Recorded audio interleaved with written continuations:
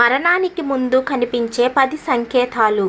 గరుడ పురాణం ప్రకారం ఒక వ్యక్తి యొక్క ముగింపు దగ్గరికి వచ్చినప్పుడు అతని అరిచేతిపై ఉండే రేఖలు మసకబారడం ప్రారంభిస్తాయి. కలలో పూర్వీకులు ఏడుస్తూ లేదా పారిపోతున్నట్లు కనిపిస్తే మరణం సమీపంలో ఉన్నదని అర్థం చేసుకోవాలి. ఒక వ్యక్తి మరణం దగ్గరికి వచ్చినప్పుడు అతను తన చెడు పనులను గుర్తు చేసుకోవడం ప్రారంభిస్తాడు. మనిషి మృత్యువుకి చేరువవుతున్నప్పుడు ఆకలి దప్పికలు ఉండవు.